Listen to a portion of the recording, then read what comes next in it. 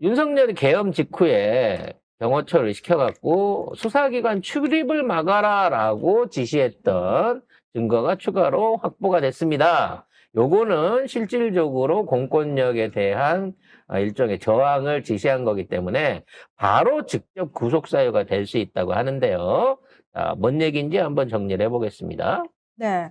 윤석열이 계엄 직후부터 박종준 전 경호처장과 김성훈 차장에게 수사기관의 관저 출입을 막으라는 취지의 지시를 내린 증거를 경찰이 확보했다고 합니다. 뭐가 확보가 됐을까요? 증거라고 하면 통화 내력?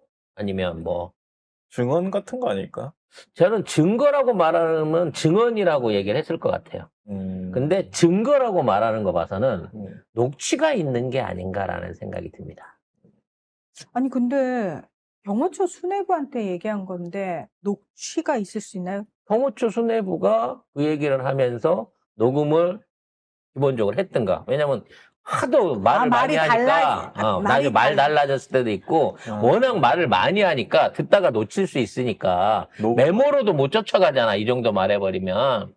녹음을 해놨을 가능성도 있고요. 실제로 비아폰 아닌 폰으로 지시를 받은 거를 통화 녹음으로 갖고 있었을 수도 있죠. 저는 이게 제출이 됐다고 생각합니다. 그럼 요게 있다고 하면 바로 구속영장 쳐야 되는 거거든요. 그렇죠. 특검이 칠지 경찰이 먼저 칠지는 모르겠습니다만 성렬이 잡아놓는 건 요걸로 충분히 가능할 것 같습니다. 그러니까 김성훈도 녹음을 했다라는 게 당연하죠. 김성훈한테 전화해서 TV 봤지? 계엄 선포됐으니 경호 경비를 강화하라고 얘기를 했고요. 박종준 그 경호처장한테는 수사기관과 외부인을 관저 안으로 한 발자국도 들여보내지 말라고 이야기를 했다고 하는데 너무 워딩이 정확해요. 그리고 따옴표가 쳐져 있어. 그리고 이미 경호처 안에서는 김성훈이가 어떤 인물인지 알잖아. 이거, 그렇죠. 이거 저거 별정 지키던 놈이 갑자기 김용현이한테 딸려갖고 찾아가면서 온갖 이벤트에 애들 불러서 노래시키고 춤시키고 이랬는데 같이 일하는 직원들은 이게 좋겠냐고요. 조구보는 다른 내시들이나 궁중에 있는 저기 사관 같은 거지. 그래서 내가 저 새끼 언제 한번 꼭 보낸다는 차원에서 나는 반드시 증거를 많이 확보했을 거라고 생각해요. 특검하면 다 나옵니다. 지금 심우정이도 추가로 나왔어요. 심우정이도 비화폰으로 박주현이하고 김주현하고 통화를 굉장히 오래 했습니다. 자, 통화 시점이 언제냐면 2023년 10월 10일부터 11일인데요. 명태균 수사가 본격화되고 김건희 주가조작 무혐의 처분 직전에 심우정이하고 김주현 당시 대통령실 민정수석이 비화폰으로 2차례 통화를 했다고 합니다. 그리고 나서 17일 날 검찰이 김건희를 무혐의 처분을 했죠. 그래서 대통령실과 검찰총장의 직거래 의혹이 제기가 되고 있는데요. 통화 시간도 굉장히 깁니다. 12분씩이에요. 네. 10일 날은 12분 32초, 11일 날은 11분 36초라는 겁니다. 그러니까 첫날은 심우정이 먼저 김수석한테 걸었고 11일에는 김수석이 심우정한테 전화를 걸었습니다. 이게 보면 이 김용현 다수하는 시기랑 또 어느 정도 엮여지는데 사실은 김주현이가 지금 아니야. 맞잖아.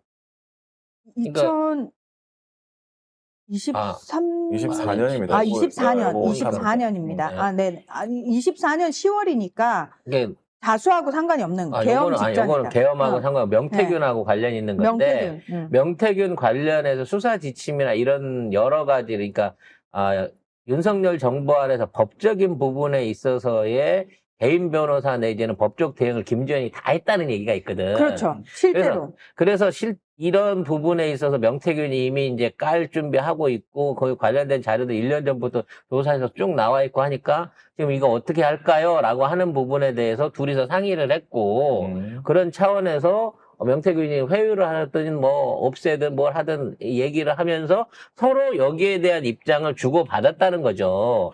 문제는 대통령실과 검찰총장이 개인적인 업무, 그러니까, 야, 요즘 어디 술집이 좋냐, 뭐가 맛있냐, 어디 횟집이 좋아, 이런 게 아니고, 이런 그 공적인 부분 안에서의 대화를 사사롭게 나눴다고 하면 이거는 100%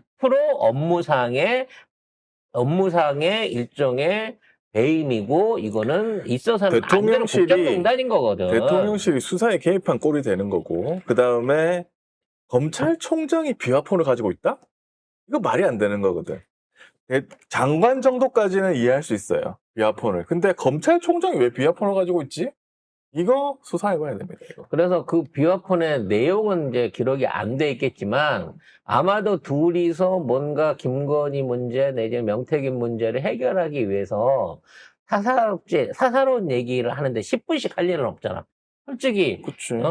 업무적인 얘기 안 하고 그냥 개인적으로 안부 묻는데 10분 동안 얘기할 게 뭐 있어요. 안부 10초. 사돈의 8천까지 안부를 다 물어도 1분이면 충분해, 사실은. 그치. 그렇기 때문에 이거는 뭔가 분명히 이 수상적인 거래가 있었고, 중요한 건 그거지. 요 통화를 전후로 해갖고, 김지현은 누구랑 통화하고 누구를 만났고 어떤 짓을 했는지, 심우정은 누구한테 어떤 짓을 내리고 어떤 조치를 했는지를 나중에 시간별로 짜맞춰보면 둘이 어떻게 쇼당을 쳤는지를 알 수 있을 거다라는 생각을 해봅니다. 심우정이 왜 비화폰을 가지고 있을까? 난 그게 제일 미스테리야. 그러니까 늘 얘기하잖아. 이번 정부에서 무려 비화폰을 1,500개를 돌렸다고 하거든요. 전 정부에 2배 가까운 폰을 돌렸는데 민간인 중에 어찌됐거나 또는 그 평소에 안 받았던 사람들 중에 비화폰을 받았던 사람은 사실은 다 내란 공범이거나 청탁 공범이에요. 국정농단 비롯해서. 공범입니다. 네. 그리고 이 모든 내라폰을 통해 갖고 통화 지시를 직접 한 사람은 윤석열일 가능성이 1%도 없어요. 내란폰 아니고 네. 비화폰. 그러니까 이게 뭐 내란폰이자 국정농단 폰이지. 그렇죠. 여기에 끼리끼리 한 거 말고 하수인들끼리 한 거 말고 중앙 명령이 내려졌던 폰은 저는 반드시 김건희 폰일 것이다. 그러니까. 김건희에게 지어진 폰이었을 것이다. 라고 생각을 합니다. 서버를 탈탈 털어보면 다 나오겠죠. 특검이 아직 사람들 뽑느라고 바빠서 일이 진행이 못 되고 있습니다만 나오기만 하면 2, 3일 간격으로 시원시원한 충격적인 보도들을 빵빵 터뜨려 줄 것으로 믿습니다. 역대 처음으로 검찰총장에게 비화폰이 지급된 사례입니다. 역대 처음.